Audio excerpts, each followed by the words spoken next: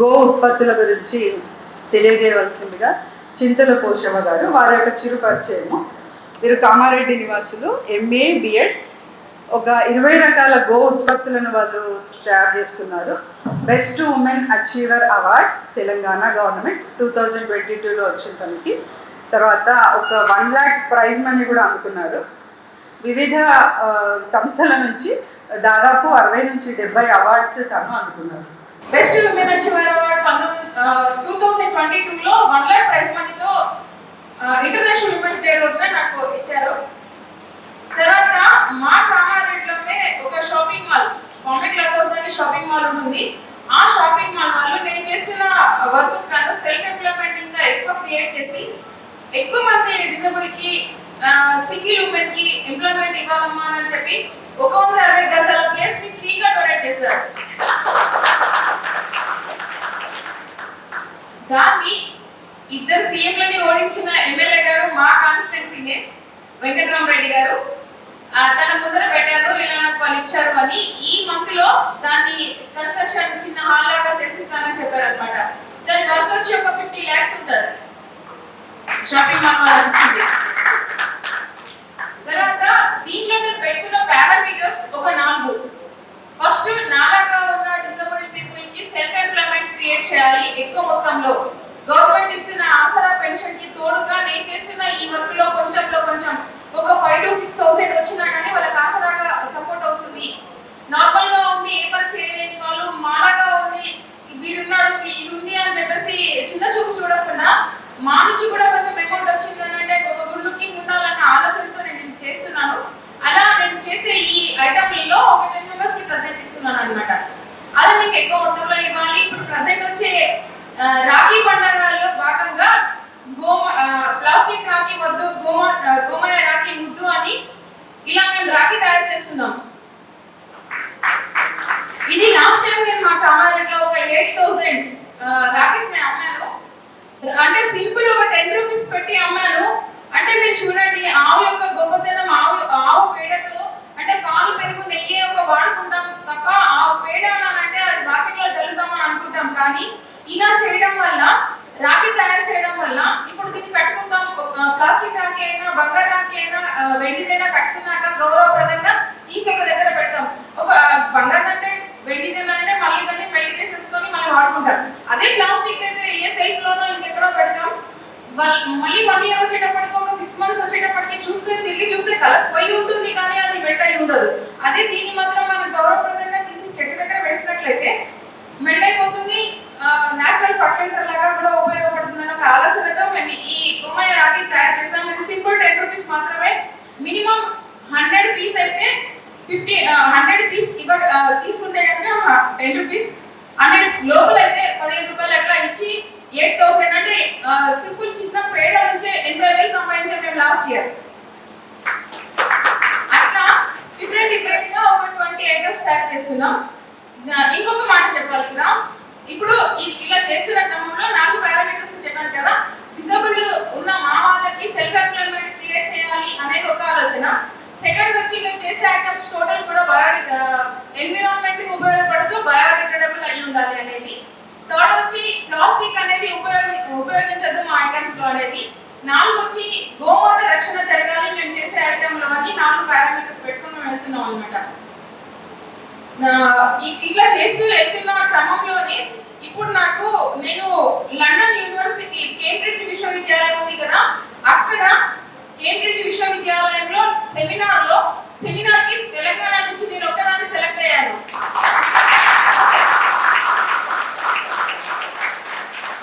కేవలం గోమయ ఉత్పత్తుల గురించే నేను ఎక్స్ప్లెయిన్ చేయాలి. గోమయ ఉత్పత్తులు వాడడం వల్ల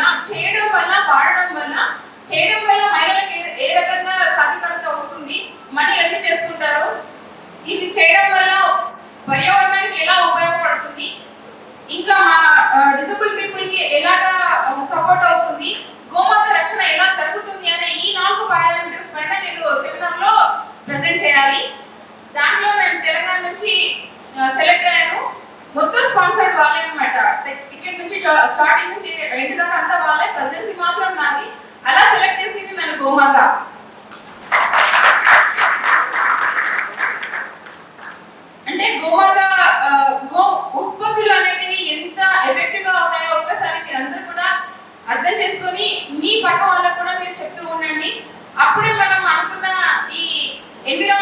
మన వంతుగా మనం సహాయం చేయగలుగుతాము అనేది స్ప్రెడ్ అవుతూ ఉంటుంది. అప్పుడెప్పుడో సినిమా వచ్చింది చిరంజీవి గారిది మాస్టర్ కాదు ఠాకూర్ ఏదో ఉంటది. నేను ఒక ముగ్గురికి చెప్తే ఆ ముగ్గురు ఇంకా ముగ్గురికి, ఆ ముగ్గురు ఇంకా ముగ్గురికి అనుకున్న మెసేజ్ వెళ్ళిపోవాలి అని చెప్పేసి ఆ సినిమా ఆ మెసేజ్ లో ఉంటుంది.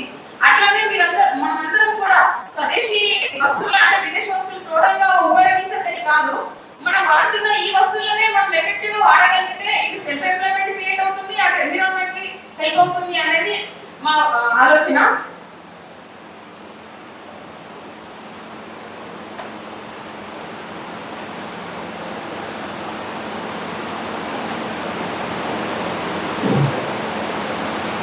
ఇప్పుడు పూర్తిగా మనము ఉత్పత్తులలో మేము 20 అని చెప్పాను కదా, ఈ 20లలో కూడా ఇప్పుడు సంక్రాంతికి వచ్చి గొబ్బెమ్మలను పెడతాం. అసలు పేడ దొరకడమే కష్టం, దొరికిన పేడను కూడా గొబ్బెమ్మలాగా చేసుకోవడం కష్టం. ఇప్పుడున్న సిచ్యువేషన్ లో కొంచెం టైం దొరికింది అంటే ఈ రోజులో పెండింగ్ ఉన్న వర్క్ అంతా చేసుకోవడానికి ఆడవాళ్ళు అట్లా ప్రిపేర్ అవుతున్నారు తప్ప ఈ పేడ తీసుకురావాలి మొన్నైతే కొత్తగా వచ్చింది. పెళ్లిలో మెహందీ ఫంక్షన్ లాగా ఇది ఆషాఢ మాసంలో మెహందీ పెట్టుకొని అన్ని ఫోటోస్ అట్లా ఇది కూడా ఒకటి రావాలి. ప్రతి సంక్రాంతి రోజున ప్రతి ముగ్గులో ప్రతి ఇంట్లో ప్రతి ఆడ స్త్రీ ఇట్లా గొబ్బెమ్మలు తయారు చేసుకొని గొబ్బెమ్మలు పెట్టుకోగలిగితే మన సంప్రదాయం నిలబెట్టిన వాళ్ళం అవుతామనే ఆలోచన మనం అందరం చెప్పాలి. ఇది మేము ఇన్స్టాంట్ గా తయారు చేస్తాం అంటే ఇది ఎండిపోయింది ఉంది, దీన్ని డైరెక్ట్ గా పెట్టుకోవాలి అని అంటే డైరెక్ట్ గా పెట్టుకోవచ్చు, వద్దు అని అంటే తడిగా కావాలి అని అంటే రాత్రి వేస్ట్ ప్లేట్ లో కొంచెం వాటర్ వేసి దాంట్లో పెడితే వాటర్ అని అబ్జర్వ్ చేసుకొని తడిగా అవుతుంది. డైరెక్ట్ గా దీనికి హోల్డ్ చేసి పెట్టాం, దీంట్లో ఆగరబత్తీలు గడ్డి పెట్టేస్తే మనం గొబ్బెమ్మలో పెట్టిన ఒక హ్యాపీ ఫీలింగ్ అన్నమాట మన సాంప్రదాయానికి దగ్గరగా. ఇది ఎనర్జీ బాల్. చేతిలో ఈ మొత్తం తిమ్మిరి రావడం అది ఉంటుంది కదా, తిమ్మిరి వచ్చింది ఇట్లా చేతి గుంజుతుంది అని ఇట్లా గట్టిగా కొంచెం సేపు ఇట్లా అన్నప్పుడు ఈ తిమ్మిరి అనేది పోతుంది. మేము అబ్జర్వ్ గా చూసాం, దగ్గర ఉండి చూసాం మేము. ఈ అంటే ఎందుకు ఇట్లా చేస్తాను ఇవన్నీ ఐటమ్స్ ఎందుకు చేస్తున్నానంటే 1 by 1 విదేశీ పర్సన్స్ అందరూ కూడా ఆవు పేడని ఆవు మూత్రాన్ని బాగా సెర్చ్ చేస్తున్నారు. ఎందుకు చేస్తున్నారు, అసలు ఏముండదు దీంట్లో, ఇంత వాల్యూ ఏముంది అని చెప్పి నేను కూడా రీసెర్చ్ లాగానే చేస్తున్నా. ఇట్లా బాల్ బేసిస్ ఇట్లా చేసినప్పుడు చాలా మందికి ఈ తిమ్మిర్లు అనేది వెళ్ళిపోయినాయి. అందుకే దీన్ని ఎనర్జీ బాల్ అని పెట్టిన. ఆవు పేడతో ధూప్ స్టిక్స్ చూసారు కదా, ఆవు పేడతో ధూప్ స్టిక్స్. మనము ఒక ఇంట్లో వ్రతం ఏదైనా పూజ చేస్తున్నప్పుడు మనం కంకణం ధారణ చేస్తాం కదా, కంకణం పెట్టుకుంటాం కదా, ఆ కంకణాన్ని కూడా ఇలా తయారు చేస్తాం ఆవు పేడతో.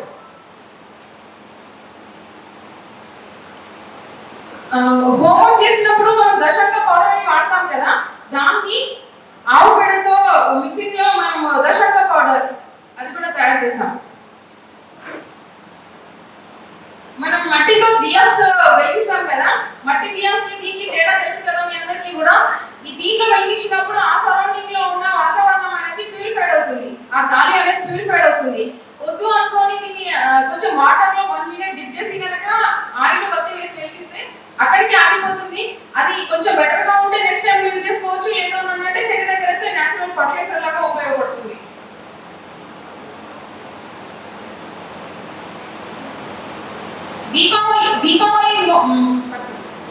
దీపావళికి మనము లక్ష్మీ పూజ చేస్తాం కదా, గోమయ వసతి లక్ష్మి అని అంటాం. గోమాతను తీసుకొచ్చి మనం దగ్గర పెట్టుకొని పూజ చేయడం కష్టం కనుక లక్ష్మి అంటే సంపదకి, విఘ్నేశ్వరుడు అంటే గణేష్ అంటే విఘ్నాలు దొరకడానికి కోసం అని చెప్పి లక్ష్మీ గణేష్ అని చేసి ఆ రోజు పూజ చేసుకునేటట్టుగా ఇలా చేస్తాం. తర్వాత కుంకుమ. ఇప్పుడు మన మార్కెట్ లో ఏ కుంకుమ చూసినా కానీ పెట్టుకుంటే దురద రావడం, మచ్చలు రావడం జరుగుతుంది కదా, దీన్ని మనం ఆవు పేడలో చేసినాము. దీన్ని పెట్టుకోవడం వల్ల ఎటువంటి మచ్చలు రావడం, దురద రావడం అలా ఏమీ ఉండదు. ఒకవేళ అప్పటి వరకు కనుక దురద లాంటిది, మచ్చ లాంటిది కనుక ఉంటే అక్కడికే స్టాప్ అయిపోతుంది, ఇంకా ఫర్దర్ గా రావు. అది గ్యారంటీ. నేనైతే అది ఎక్స్పెరిమెంట్ గా చూసాం అట్లా వచ్చిన వాళ్ళని. తర్వాత గోమయ దంతమంజన్ కూడా చేసాం. ఇది ఎలా ఉంది అని అంటే షుగర్ అనేది 15% బయటే తగ్గించేసి లోపలికి వెళ్తుంది. అంటే మనం పళ్ళు క్లీన్ చేసినప్పుడు ఇప్పుడు టూత్ పేస్ట్ చేసినప్పుడు ఒక 15 minutes 20 minutes లాగానే మళ్ళీ క్లీన్ చేస్తే బాగుందని అలా అనిపిస్తుంది కదా,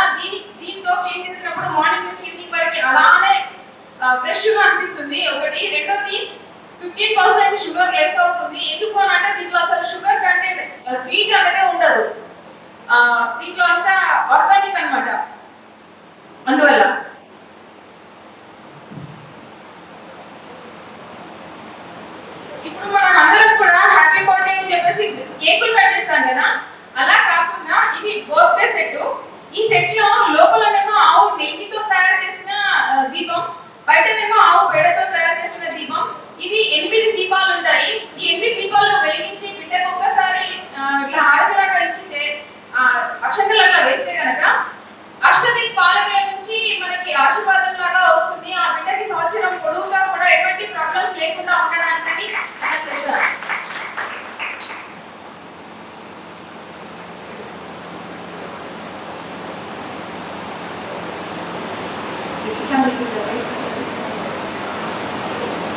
ఇది కాళ్ళకి పాదరక్షలు. ఇప్పుడు ప్రెసెంట్ గా ఒక 30 ఏజ్ అయిపోయింది అని అంటే బీపీ షుగర్ కామన్ అయిపోయింది. ఈ బీపీ అనేది కవర్ అవ్వడానికి, రేడియేషన్ బాడీలో తగ్గడానికి మార్నింగ్ ఒక 1 అవర్, ఈవినింగ్ ఒక 1 అవర్ వీటిపైన కాళ్ళు పెట్టి కూర్చోగలిగితే టాబ్లెట్ వేసుకున్నప్పటికీ కూడా తిప్పడం లాంటిది వెనుకల నుంచి తోసేసినట్టుగా ఉంటుంది కదా, అది క్లియర్ అయిపోతుంది. అరికాళ్ళలో ఇట్లా పొడవడం కానీ, గుంజులు కానీ అట్లాంటివి పోతున్నాయి. మేము ఎక్స్పెరిమెంట్ గా చూసాం అట్లాంటి పర్సన్స్ దగ్గర. షుగర్ కూడా కంట్రోల్ అవుతుంది. అయితే ఇవన్నీ చేయడానికి నాకు ఒక ఇన్స్పిరేషన్ ఏంటి అని అంటే, లండన్ లో జరిగిన ఒక యథార్థ సంఘటన. అంటే నేను ఇప్పుడైతే లండన్ వెళ్తున్నానని కాదు, లండన్ లో జరిగిన ఒక యథార్థ సంఘటన నన్ను జాబ్ పక్కన పెట్టేసి ఈ ఉత్పత్తులు చేయడానికి ప్రోత్సహించింది. ఎలా అంటే, మన 1947 కన్నా ముందే జరిగిన సంఘటన అనుకుంటా, అంతకన్నా ముందే అనుకుంటా, నాకు ఇయర్ గుర్తులేదు. ఏం జరుగుతుంది అని అంటే, ఒక హాస్పిటల్లో ఒక ముగ్గురు, హాస్పిటల్లో అందరూ చూపించుకుంటారు డాక్టర్ కి. తర్వాత ఒక ముగ్గురు పేషెంట్లను మాత్రం మీరు పక్కన కూర్చోండి, మిగతా వాళ్ళని చూసిన తర్వాత మీకు మాట్లాడతాను అంటాడు డాక్టర్. అన్న తర్వాత వాళ్ళందరూ వెళ్ళిపోతారు. ఈ ముగ్గురు అక్కడే కూర్చుంటారు. ఈ ముగ్గురు ఏమంటాడు అంటే, మీరు మన హాస్పిటల్లో మీరు ఇంకొక 5 నెలలే బతుకుతారు, ఎక్కువ బతకరు, మీరు ఎక్కువ రోజులు బతకడానికి అవకాశం లేదు. ఆ 5 నెలలే కూడా ఎందుకు బతుకుతారు అని అంటే, మీకు క్యాన్సర్ ఉంది. ఆ క్యాన్సర్ అనేది ఏ స్టేజ్ లో ఉందో కూడా నాకు తెలియదు అని చెప్తాడు ఆయన. చెప్పినప్పుడు ఇంకా ఈ ముగ్గురికి అదే మాట చెప్తాడు. ఈ ముగ్గురు కూడా ఇంటికి వెళ్ళిపోతారు. వెళ్ళిపోయి అందులో ఇద్దరు మగవాళ్ళు ఉంటారు, ఒక ఆడమ్మ ఉంటారు. ఇద్దరు కూడా ఏం చేస్తారు అని అంటే, ఇంకా నేను ఎట్లా 5 నెలలకు చనిపోతాను కదా అని చెప్పి తన సంపాదించిన ఆస్తిపాస్తులు అన్ని కూడా అందరినీ పిలిచి, అల్లులని, బిడ్డలని, కొడుకులని, మనవలని అందరినీ పిలిచేసి అన్ని ఆస్తులు ఇచ్చేసి, అన్ని ఆస్తులు పంపకాలు చేసేసి, ఇంకా 5 మంత్స్ కూడా ఇంకా ఇన్ని రోజులు లేని హ్యాపీగా ఇంకా బతుకుతారు. ఈ ఇద్దరు మనుషులు అయిపోతారు. ఈ తోడు అమ్మాయి ఉంది కదా, ఆ అమ్మాయి ఏం చేస్తుంది అంటే, ఇలాంటి అంటే ఈ క్యాన్సర్ కి సంబంధించిన ఎక్విప్మెంట్స్ కనుక ఈ హాస్పిటల్లో ఉంటే, మేము నాలాంటి వాళ్ళు ఇంకా ఎంతమంది ఉన్నారో, మేమైతే ఇలా వచ్చాం కదా, మాలాంటి వాళ్ళు ఉన్న వాళ్ళకి ఇంకెవరు కూడా ఇలా చనిపోకూడదు అన్న ఒక ఆలోచనతోని ఇప్పుడు దీనికి ఇది చేయాలి అంటే ఎంత డబ్బులు కావాలి అని అడుగుతుంది. 5 లక్షల పౌండ్లు కావాలి అని చెప్తాడు ఆ డాక్టర్. ఈమెం చేస్తుంది అని అంటే, నాకు ఎలాగో ఇలా జరిగింది కదా, ఇలాంటి పరిస్థితి ఇంకెవరికి రాకూడదని తను ఆ క్షణమే ఒక నిర్ణయం తీసుకుంటారు. ఏంటి నిర్ణయం అని అంటే, నేను నాలాగా ఎవరు క్యాన్సర్తో చనిపోకూడదు, నేను వేసే అడుగు అనేది ఎందరికో ప్రాణం పోయాలి అన్న ఆలోచనతో బిగ్ షాట్స్ అంటారు కదా, అంటే కొంచెం బెటర్గా ఉన్న మనీతో బెటర్గా ఉన్న వాళ్ళ దగ్గరికి తను ఎవరో తెలియదు వెళ్ళి ఎక్స్ప్లెయిన్ చేసుకుంటుంది, పరిచయం చేసుకుంటుంది, అమౌంట్ కలెక్ట్ చేసుకుంటుంది, నిధిలాగా తీసుకొచ్చి డాక్టర్కి ఇస్తుంది. ఆ అమౌంట్ ఎంత అని అంటే 13 లక్షల పౌండ్లు. 5 లక్షల పౌండ్లు చాలు హాస్పిటల్లో ఆ క్యాన్సర్ పేషెంట్ ని సెట్ చేయాలి, ఎక్విప్మెంట్స్ తీసుకోవడానికి. కానీ ఇక్కడ 13 లక్షలు అంటే ఒక పర్సన్ ఒక సంకల్పం పెట్టుకొని ముందుకెళ్తే ఒక ఆలోచన ఎటువంటి సిచ్యువేషన్ కి దారి తీసింది. అట్లానే మన భారతదేశం వేదభూమి గురుస్థానంలో ఉంది అని అన్ని మర్చిపోయి పాశ్చాత్య నాగరికతకు అలవాటు పడి మళ్ళీ మనం వెనక్కి వెళ్ళిపోతున్న ఈ క్రమంలో ఎవరో చేయాలి ఈ ఉత్పత్తులు అనే కన్నా నేనే ఎందుకు చేయకూడదు అని ఆమె ఇన్స్పిరేషన్ గా తీసుకొని నేను ఇట్లా ముందుకు వస్తున్నాను. ఒక్కసారి మీరందరూ కూడా ఆలోచించండి. ఇప్పుడు మీరు ఇక్కడ ఇంతమంది ఉన్నాం కదా, దాదాపు 100 మంది ఉన్నాం. 100 మంది అని అంటే ఒక పర్సన్ ఒక 1,00,000 మందికి ఈక్వల్ అనుకుంటున్నాను నేనైతే. ఎందుకు అని అంటే ఈ 1,00,000 మీరు చెప్పే మాటే. ఇప్పుడు నేను ఇక్కడికి వచ్చాను అని అంటే కామారెడ్డి మొత్తం వచ్చినట్టే, తెలంగాణ మొత్తం. ఇప్పుడు నేను లండన్ పోతున్నానంటే తెలంగాణ మొత్తం అక్కడ ఉన్నట్టే. నేను ఇక్కడికి వచ్చానంటే కామారెడ్డి మొత్తం ఇక్కడ ఉన్నట్టే కదా. అట్లా చెప్తున్నాను. అంటే బ్రతకడం అని అంటే ఎట్లా అట్లా బతకడం కాదు, 100 మందిలో ఒక్కరిగా బతకాలి, అందరిలాగా రావడం పోవడం కాదు. నా వంతుగా ఒక రికగ్నైజ్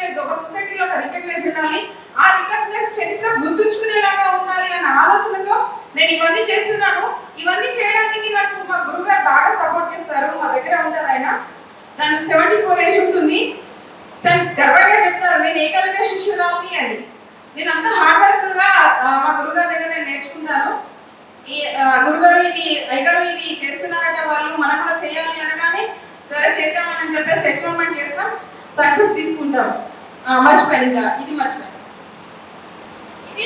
ఇది జపమాల. ఇప్పుడు మనం ఏం చేస్తాం, జపమాలని మనం చేతులలో ఇట్లా ఇట్లా ఇట్లా తిప్పుతాం కదా.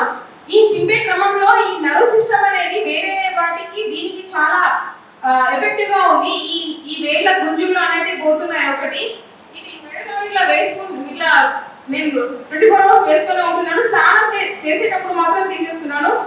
తడి చెమట బాడీ నుంచి ఎంత దీనికి అబ్జర్వ్ అయితే బాడీలో ఉన్న రోగాలన్నీ పోతున్నాయి. అది ప్రత్యక్షంగా నేను కాదు, ఒక 30 మెంబర్స్ మేము ఎక్స్పెరిమెంట్ గా చూసాం.